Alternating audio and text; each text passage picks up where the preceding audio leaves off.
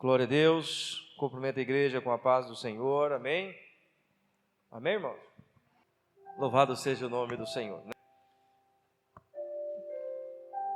Depois de ouvir louvores edificantes que falaram nossos corações, com certeza, vamos ouvir aquilo que Deus tem preparado para nós, nos nossos corações, uma palavra que nós estamos ministrando na igreja, o Evangelho de Marcos.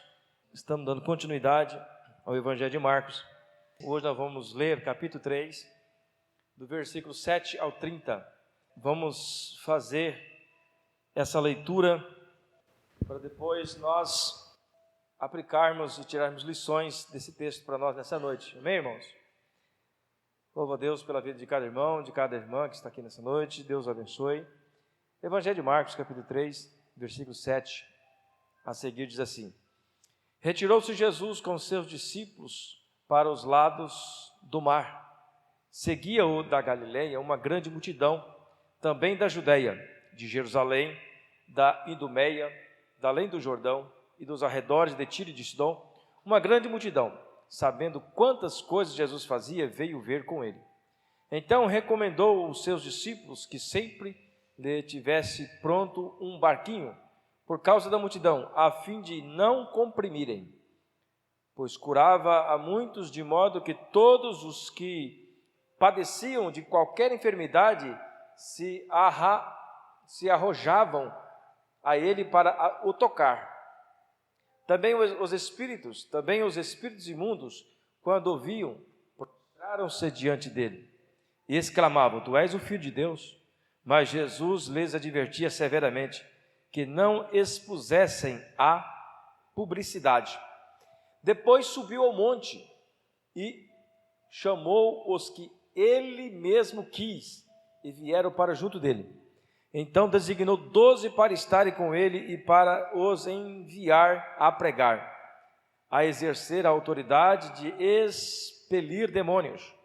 Eis que os 12 que designou foram Simão, a quem acrescentou o nome de Pedro, Tiago, filho de Zebedeu, João, seu irmão, os quais deu o nome de Boanerges, que quer dizer filhos do trovão, André, Filipe, Bartolomeu, Mateus, Tomé, Tiago, filho de Alfeu, Tadeu, Simão, o Zelote, e Judas Iscariotes, que foi quem o traiu. Então ele foi para casa. Não abastante, a multidão afluiu de novo, de tal modo que nem podiam comer. E quando os parentes de Jesus ouviram isto, saíram para prender, porque diziam: está fora de si. Os escribas que haviam descido de Jerusalém diziam: ele está possesso de Beelzebu, e é pelo maioral dos demônios que expele os demônios. Então, convocando-se Jesus lhe disse, por meio de parábolas: como pode Satanás expelir a Satanás? Se um reino estiver dividido contra si mesmo, tal reino não pode subsistir. Se uma casa estiver dividida contra si mesma, tal casa não poderá subsistir. Se, pois, Satanás se levantou para contra si mesmo, está dividido, não pode subsistir, mas perece. Ninguém pode entrar na casa do valente para roubar-lhes os bens, sem primeiro amarrá-lo, só então lhe saqueará a casa. Em verdade vos digo que tudo será perdoado dos filhos dos homens, os pecados e as blasfemas que proferirem, mas aqueles que blasfemar contra o Espírito Santo não têm perdão para sempre, isto é, réu do pecado eterno. Isto porque diziam: está possesso de um espírito imundo. Amém, queridos? Esse texto que nós escolhemos nessa noite para nós tirarmos lições. Curva a sua cabeça.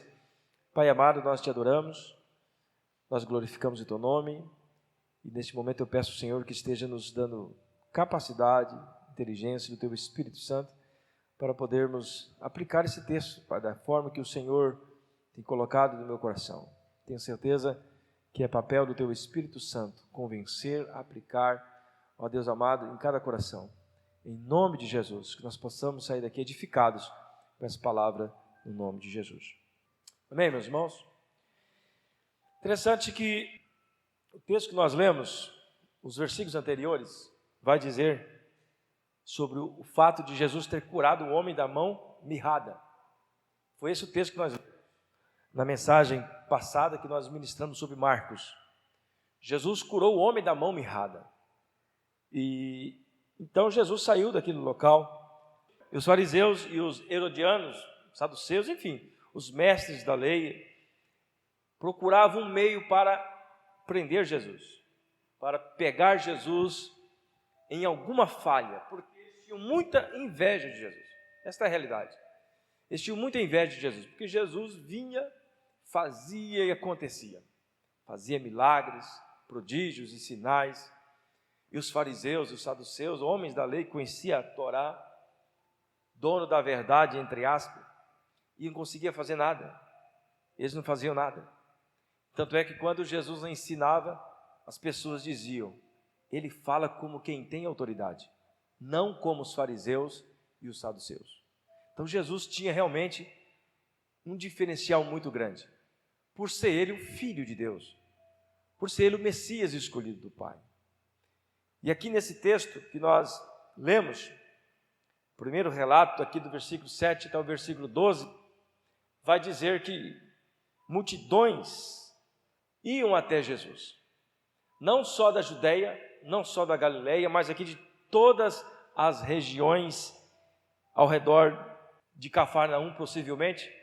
As pessoas ouviram falar dos mistérios de Jesus, dos milagres de Jesus, e eles começaram então a ir para aquele local. Tanto é que Jesus não tinha nem tempo para comer.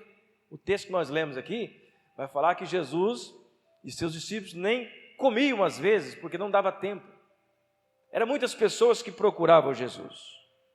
E dentro dessas pessoas que procuravam Jesus, as multidões, Jesus, em outras passagens, nós vamos ver aqui, ele classifica essas pessoas como pessoas que buscam somente os prazeres momentâneos, ou melhor, saciar as suas fomes.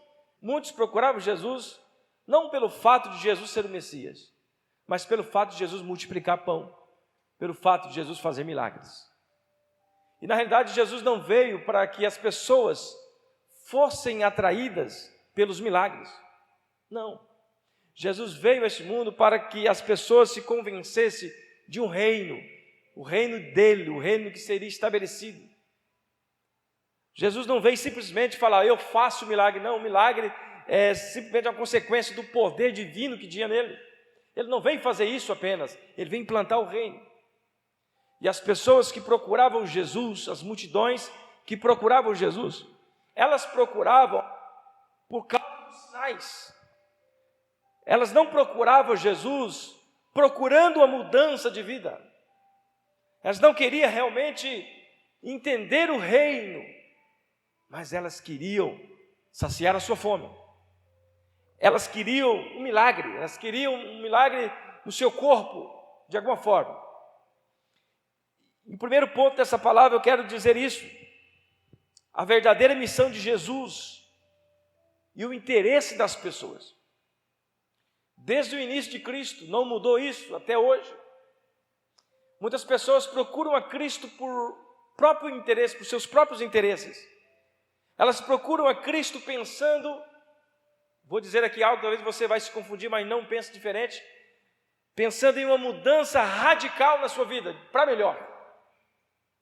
As pessoas procuram Cristo pensando que Ele vai fazer um milagre instantâneo na sua vida. As pessoas procuram Cristo pensando que Ele vai abrir uma porta muito grande na sua vida, só pelo fato de Ele aceitar a Cristo. As pessoas até hoje procuram a Cristo para essa mudança externa ou física, mas na realidade a grande mudança, a principal mudança de conhecer a Jesus, é conhecer o seu plano de salvação, é conhecer o que Ele tem para nós preparado no céu. Esse é o principal objetivo de Jesus.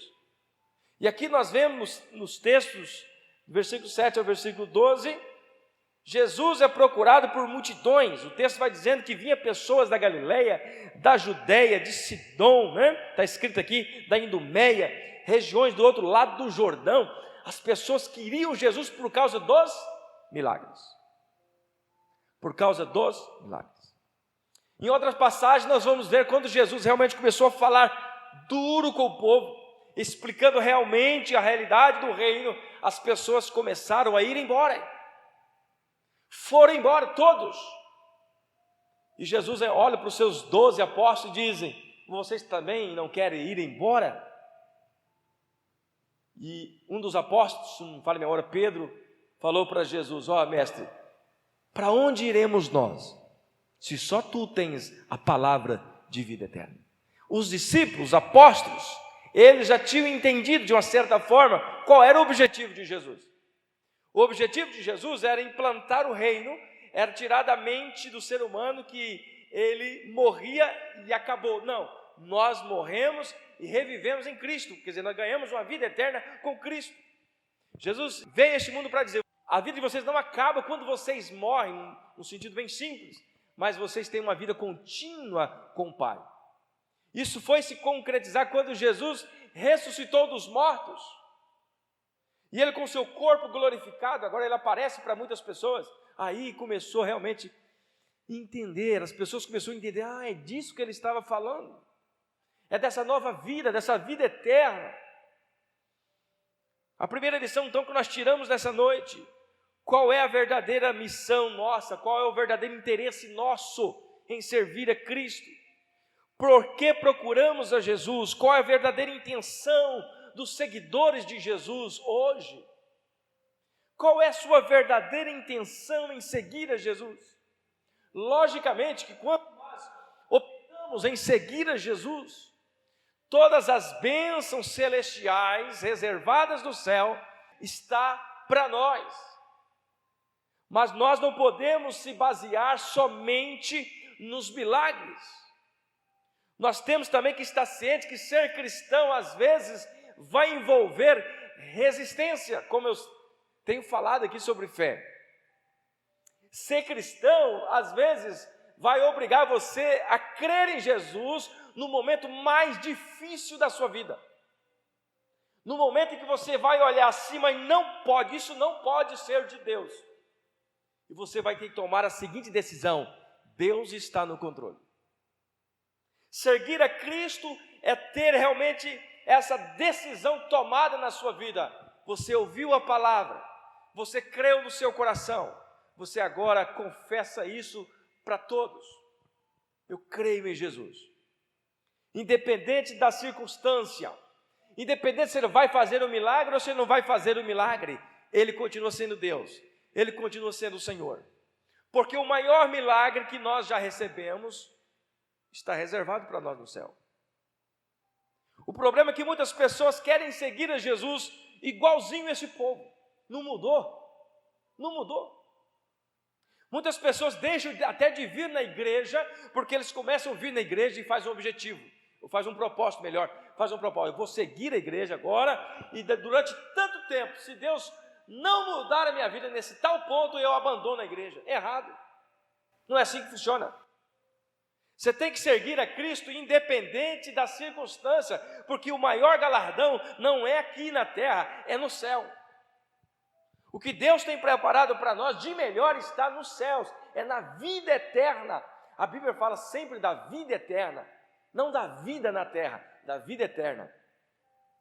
É essa vida que você tem que se preocupar. Se você deseja viver prioritariamente para o reino de Deus neste mundo, lembre-se de não resumir a sua vida em aspectos materiais da existência. Quer dizer, não resume a sua vida espiritual simplesmente pelo fato de que Deus tem que fazer, se Ele não fizer, eu não sigo Ele. Porque nós corremos o risco de abandonar Jesus. Na realidade, queridos, é totalmente o contrário. Se você for pegar no pé da letra a Bíblia, ela vai ensinar eu e você a combater o mal, a revestir da couraça da justiça, como o apóstolo Paulo diz. Revestir, pois, da couraça da justiça, da armadura de Deus. A Bíblia sempre vai nos ensinar a nos fortalecer em Deus. Está preparado para situações adversas, mas nenhuma situação adversa vai fazer você ficar enfraquecido, porque a força que está dentro de nós, ela vem de quem? Vem de Deus. Se você fizer como nós lemos aqui no Salmo 91, o Senhor é o meu esconderijo, é nele que eu habito, melhor, Ele habita em mim, eu coloco nele toda a minha confiança. Aquele que habita habita, melhor dizendo, no esconderijo do Altíssimo, a sombra do Onipotente descansará. Quer dizer, você vai estar protegido sim. Deus, Ele não vai te tirar do deserto, mas te dar a vitória dentro do deserto, porque nós vivemos no deserto, é ou não é? O mundo é um deserto, o mundo para o cristão é um deserto, porque aqui não é o nosso nosso lugar é no céu, nós não somos deste mundo. É por isso que passa ano e entra ano, sempre tem uma situação adversa para nós vencermos. Tem ou não tem, irmãos? Todos temos situações adversas para vencer, mas o importante é nós olhar para esse texto e não sermos como esse povo, que seguia Jesus só pelo fato dele fazer muitos milagres. Eles não procuravam Jesus pelo fato de seguir o seu reino, de fazer a sua vontade, mas ele queria só os benefícios de Jesus.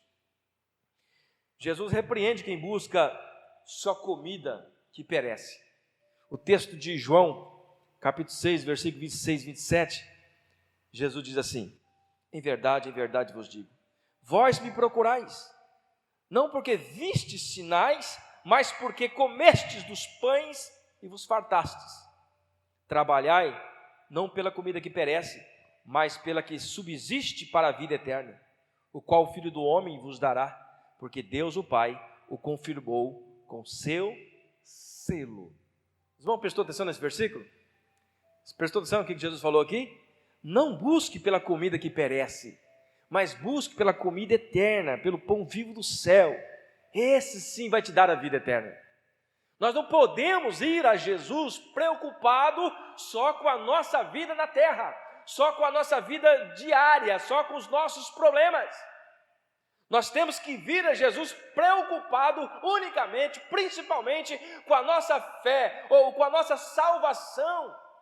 Nós temos que olhar para a realidade da Bíblia e o que ela fala sobre o inferno, onde o bicho não morre, onde o fogo não se apaga, e nós temos que temer isso, temos que ter medo disso, e olhar para Jesus, que traz-nos a paz que o mundo não pode dar, assim diz ele: eu vos dou a minha paz, a paz que o mundo não pode dar.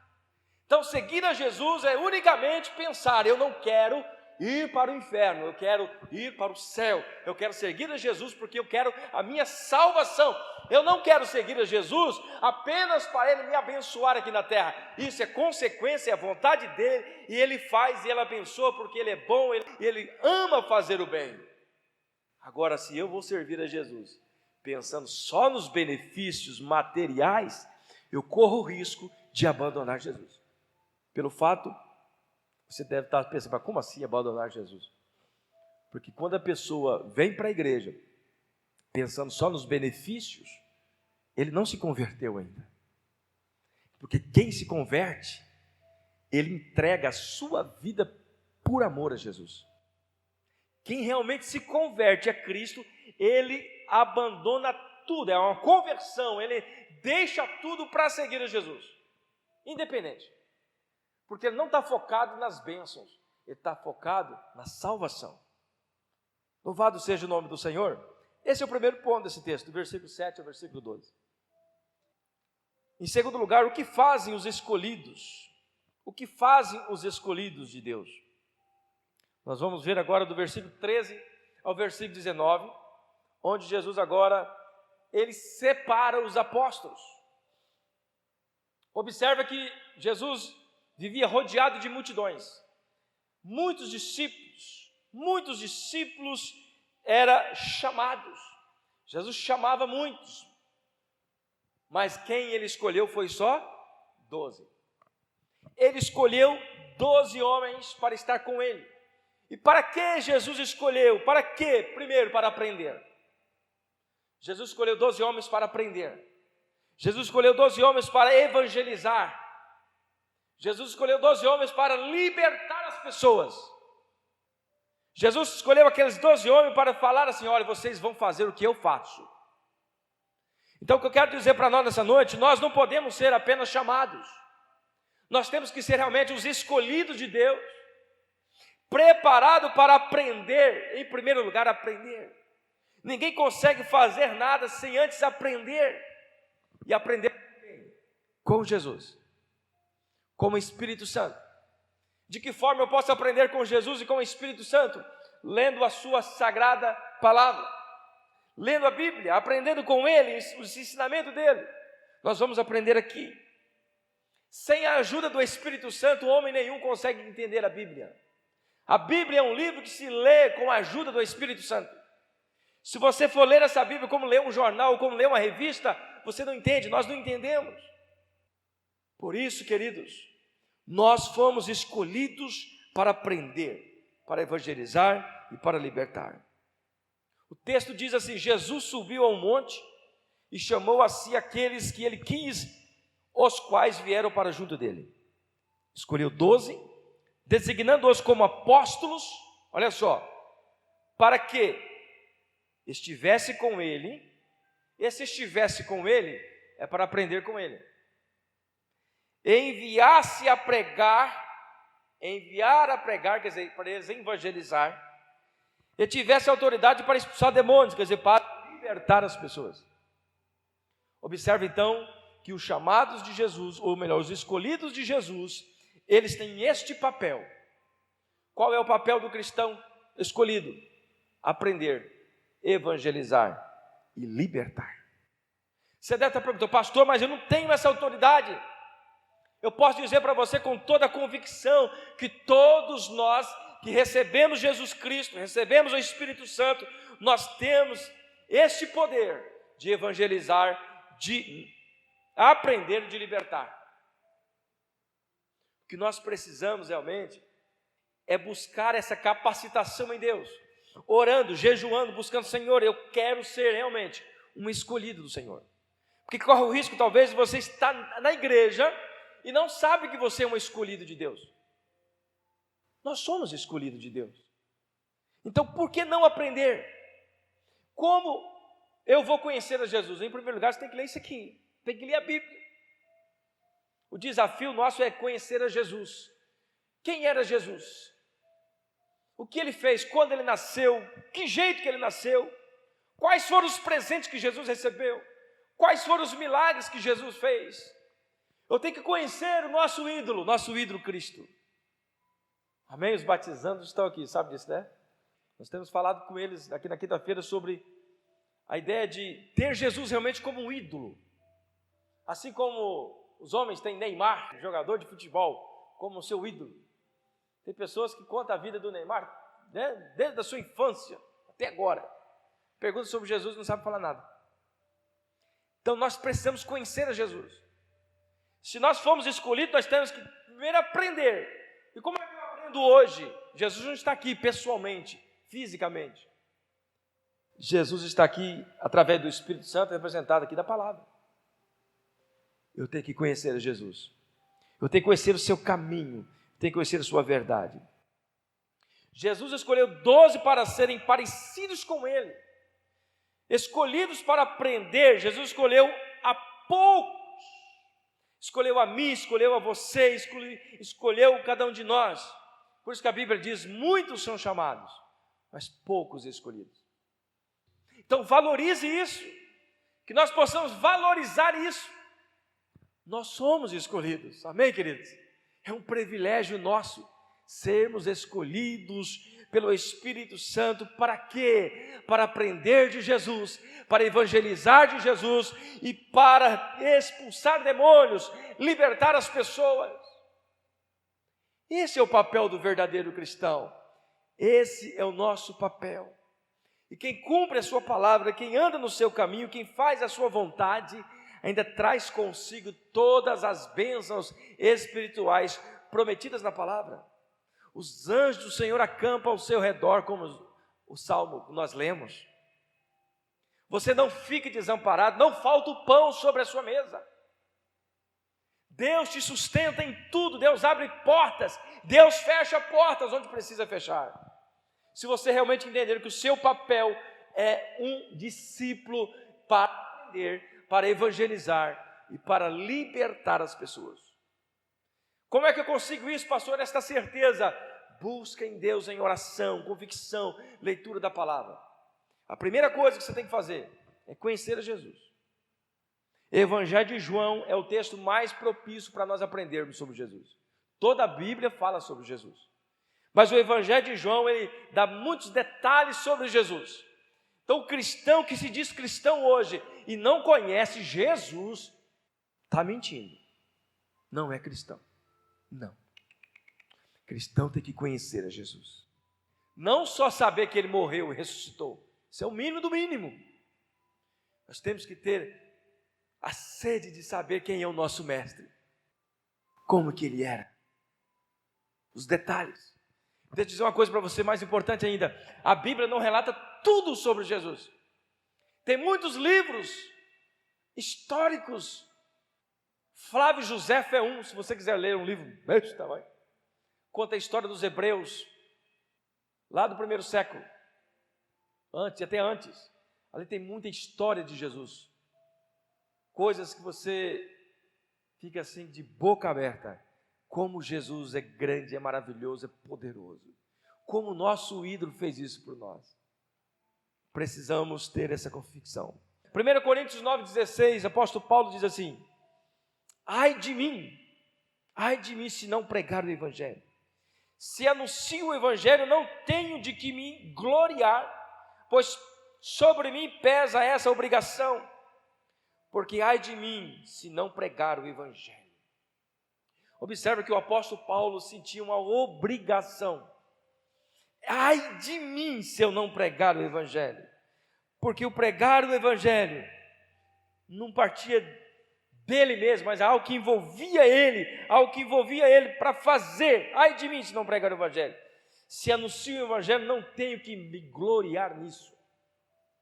Quer dizer, não é para glória, não é para a glória de vocês, aquilo que vocês falarem para as outras pessoas, mas para o Senhor. Ser cristão é isso. Ser cristão é isso. É fazer a vontade do Pai. O que fazem os escolhidos de Deus? O que fazem os escolhidos? Assim como Jesus aqui nesse texto escolheu os 12. Jesus deu a missão para os 12. Para quê? Para evangelizar. Para aprender primeiro a evangelizar, depois para libertar as pessoas.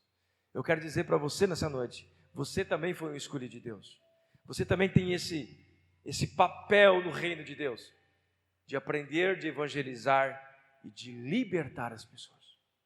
Talvez você tenha medo, e esse medo faz com que você não faça isso. Mas sai daqui com essa decisão de buscar em Deus esta certeza no seu coração. Em terceiro lugar, nesse texto nós vemos, do versículo 20 ao versículo 30, conflitos externos e familiares, por assumir que cremos em Jesus. Muitas vezes, talvez comigo não aconteceu isso, porque eu já nasci no lar cristão, não tive esse problema. Eu já nasci no lar cristão, então fui crescendo dentro da igreja e até hoje, graças a Deus. Mas talvez você que toma uma decisão hoje, você já é adulto, uma decisão, quero servir a Cristo. E a sua família não serve a Cristo, às vezes até te condena. Você vai ser caluniado, você vai ser confrontado com isso. Esses conflitos externos e familiares sempre vai existir. O texto que nós lemos diz assim: então Jesus entrou numa casa e novamente reuniu-se ali uma multidão, de modo que seus discípulos não conseguiam nem comer. Quando os seus familiares ouviram falar disso, olha bem, os familiares de Jesus, sua família de sangue, seus irmãos, ficaram sabendo que Jesus estava ali sem comer, saíram para apoderar-se deles, pois diziam: está fora de si. Em outros falam: está doido esse povo, tem que tirar esse povo daqui, vamos tirar Jesus à força. Queriam proibir Jesus de fazer o que ele estava fazendo. Era a afronta da família. A família não entendia. Relatos históricos, ou a própria Bíblia vai dizer que os irmãos de Jesus, nenhum deles, enquanto Jesus estava vivo fazendo seu ministério, nenhum deles acreditava em Jesus. Nenhum deles. Mas depois da ressurreição, teve Tiago, o irmão de Jesus, que escreveu a carta de Tiago. Foi um grande defensor de Jesus, segundo historiadores também foi. Tiago foi um das colunas da igreja, aquele que sustentou a igreja na fé. Mas antes eles não acreditavam em Jesus. Isso mostra que nós também somos confrontados aqui na terra. Talvez dentro da sua família, só você é cristão. Seu pai, sua mãe, seus irmãos não são cristãos. E você fica levando direto palavras de ofensas. É normal. É normal.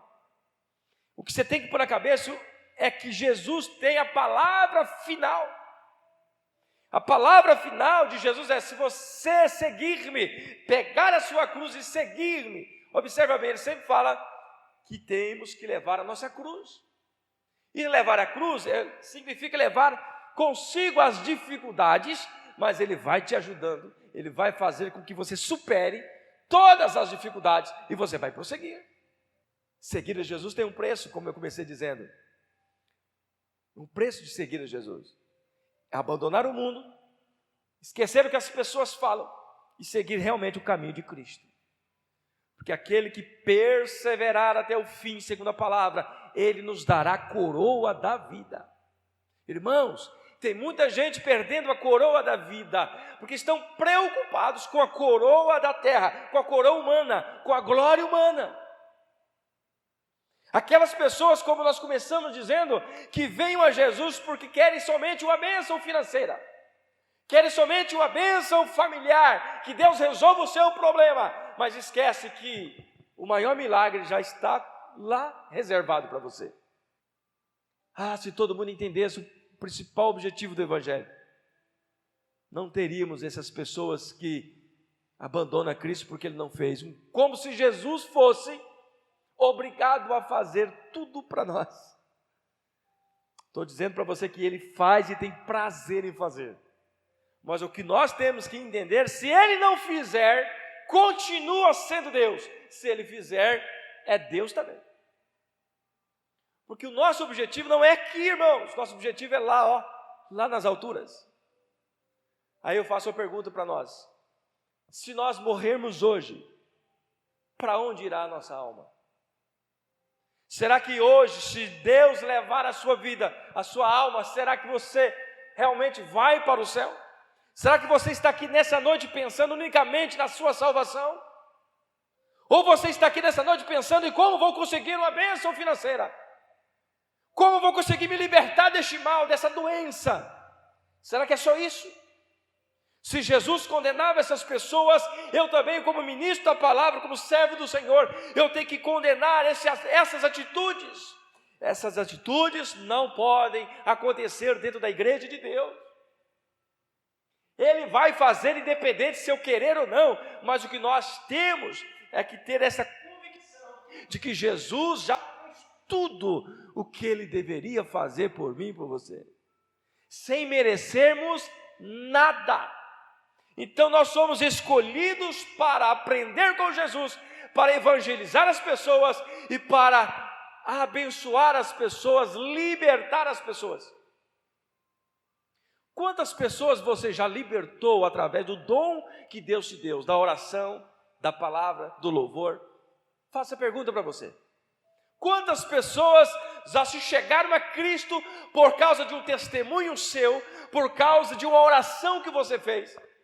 Qual é a nossa preocupação em trazer aquelas pessoas que estão caídas nas sarjetas, que estão alcoolizadas, drogadas? Qual é a nossa preocupação em trazer essas pessoas para o caminho de Cristo? Nós temos que colocar isso na nossa mente. Precisamos ser cristãos de verdade. Precisamos ser cristãos de verdade. Os conflitos familiares sempre vão existir. Aqui nesse texto nós vemos a família querendo pegar Jesus, levar embora, dizendo que ele estava fora de si. Os fariseus diziam: olha, ele está expulsando demônio pelo príncipe dos demônios, Beelzebu.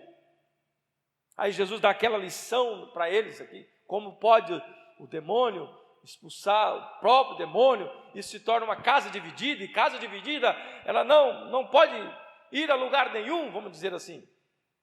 Esse texto nos ensina também, para seguir a Jesus temos que realmente termos atitudes de coragem, pois muitas vezes até a família vai contra nós, vai se opor. Jesus nos ensina que casa dividida não prospera. Nesses últimos versículos, do versículo 20 ao versículo 30, Jesus nos ensina também que casa dividida não prospera. Por isso que é importante, dentro da sua casa, todos falarem a mesma língua. Aqui Jesus também traz essa lição para nós. Ele está dando uma lição de que o demônio não pode expulsar o próprio demônio, porque isso aí é uma casa dividida ao mesmo tempo. Ele está dizendo para nós, dentro da sua casa também tem que haver unidade, o mesmo pensamento, senão cai, desaba. Mesmo pensamento. Jesus deixa claro nesse texto, também, do versículo 20 ao versículo 30, que blasfemar contra o Espírito Santo não tem perdão. Pastor, o que é blasfemar contra o Espírito Santo? Olhando esse texto apenas, o texto está dizendo assim, quando nós atribuímos uma obra do Espírito Santo, uma obra de Deus, atribuímos a demônios, isso é blasfêmia. Porque Jesus estava expulsando os demônios pelo poder do Espírito Santo. E os fariseus diziam, ele está expulsando o demônio pelo príncipe dos demônios. Quer dizer, atribuindo o milagre de Jesus aos demônios. Isso é blasfêmia. Então por isso nós temos que ter cuidado quando nós não sabemos o que está acontecendo, e aí nós falamos, isso aí é do diabo. E talvez até Deus que está agindo, você está blasfemando. Misericórdia. Toda obra de Deus que nós falamos que é obra do diabo, isso é blasfêmia. Olhando esse texto. Ele nos ensina muitas coisas nesse texto, irmãos.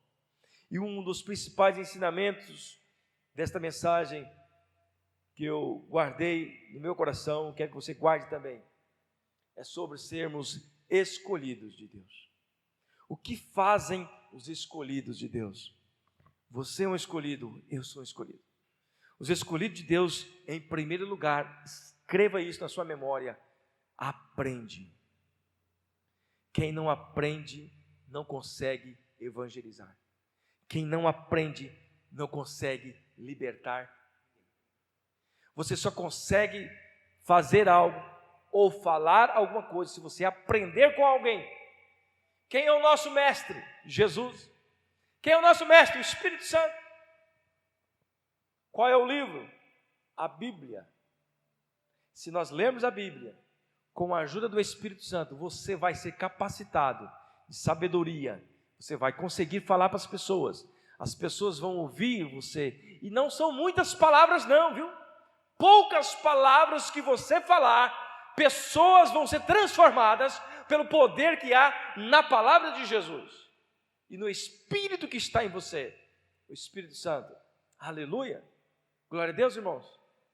Está bem claro? Somos ou não somos escolhidos de Deus? Diga amém. Somos escolhidos de Deus. Não vamos ser estas pessoas que seguem Jesus apenas pelos milagres. Isso dói no coração dele. O Espírito Santo entristece, porque não é esse o propósito de Jesus. O propósito de Jesus é tirar você do inferno, é tirar eu do inferno. Independente de como você esteja fisicamente aqui, importante é que a sua alma esteja sarada. Porque quando nós formos para o céu, a Bíblia diz que nós teremos um corpo glorificado. Não haverá nenhum tipo de defeito no nosso corpo. Um corpo ilustre, vamos dizer assim, um corpo belo, um corpo glorificado. Então, qualquer defeito que nós temos, se isso pode ser chamado de defeito, qualquer dificuldade que nós temos com o nosso próprio corpo hoje, com a nossa própria vida hoje, e isso não tem nada a ver com aquilo que a Bíblia diz, porque você continua sendo perfeito diante dele, porque nós vamos subir com um só corpo, aleluia, com um corpo glorificado. Para nós entendermos tudo isso que nós estamos falando aqui, queridos, só Jesus, só o Espírito Santo, só lendo a Bíblia, só conhecendo a Jesus e os seus propósitos.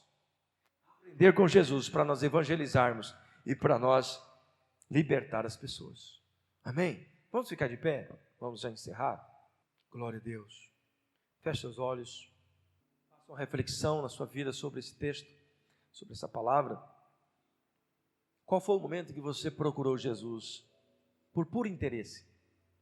Faça a pergunta para você. Qual foi o momento que eu procurei Jesus por puro interesse pessoal, só pensando em mim mesmo, não me importando com as pessoas, não me importando com aqueles que estão aí jogados, precisando de uma palavra, precisando realmente de um conforto, de ser liberto. Faça essa reflexão. Quantas vezes você foi conflitado, ou você entrou em conflito com a sua família, com seus amigos, porque você está servindo a Jesus?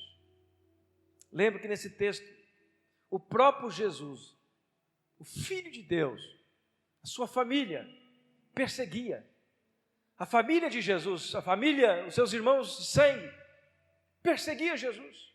Mas ele estava sempre focado no seu objetivo. Que você também possa estar focado no seu objetivo. Jesus é tudo que você tem nessa vida. Sem Jesus, nós não somos nada. Jesus é a esperança. Jesus é a alegria que nós esperamos. Jesus é a nossa morada eterna. É nele que nós encontramos a morada. Ele é o caminho, ele é a verdade, ele é a vida. Que nessa noite você possa sair daqui com essa convicção de que você é um escolhido de Deus. Não tenha medo de falar para as pessoas o que Jesus está fazendo no seu coração. Não tenha medo de orar pelas pessoas. A sua oração vai libertar o seu amigo, a sua amiga. A sua oração vai transformar vidas. Você tem o Espírito Santo. Para você ainda melhorar esse quesito, você ore mais. Leia a Bíblia mais. Busque a presença de Deus. Assuma o seu papel, aleluia, de discípulo de Jesus. Essa igreja é a igreja amada de Deus e você faz parte dela. Vamos todos juntos em um só propósito, trazer almas para este local, levar vidas ao reino de Deus. Nós somos escolhidos para isso. Pai, no nome de Jesus, te agradeço por este momento, por essa rica oportunidade de ministrar a Tua palavra. Sei que o Teu Espírito, Senhor, tem falado nos nossos corações esses dias. Nós sem força, sem sabedoria, sem inteligência humana, mas o Senhor, ó Pai, tem nos agraciado, o Senhor tem nos protegido. E nessa noite eu peço que o Senhor, Pai, esteja nos impulsionando, Pai, pela Tua palavra. Deus, que esta palavra não fica somente nos ouvidos, mas que ela penetra no mais íntimo do coração. Assim como diz a Tua palavra, como uma espada de dois gumes, ela corta para todos os lados, ela é mais penetrante, Deus, até as juntas e medulas. É a Tua palavra, Senhor, que ela penetra da divisão da alma e do espírito. Esta palavra não pode ficar apenas nos ouvidos, entre as paredes. Esta palavra precisa ser entrada no mais íntimo do nosso coração. E o Teu Espírito, Pai, faça com que essa palavra germine e ganhe mais força dentro de nós. Nós possamos entender que somos escolhidos do Senhor para fazer a diferença nesta cidade. Tem muitas pessoas, Pai, estão plantadas, amarradas, porque pensam que não dá conta, pensam que não são capazes. Deus, às vezes tem vergonha do próprio corpo, tem vergonha da sua própria beleza. Deus, tenha misericórdia de nós, que nós possamos realmente entender qual é o real propósito da nossa vida aqui nessa terra, Senhor. Não permita que o diabo ofusque os sonhos. Não permita que o diabo, ó Deus, apague a chama do Teu Espírito. Em nome de Jesus nós oramos, nós Te agradecemos, confiantes na vitória. Amém e amém.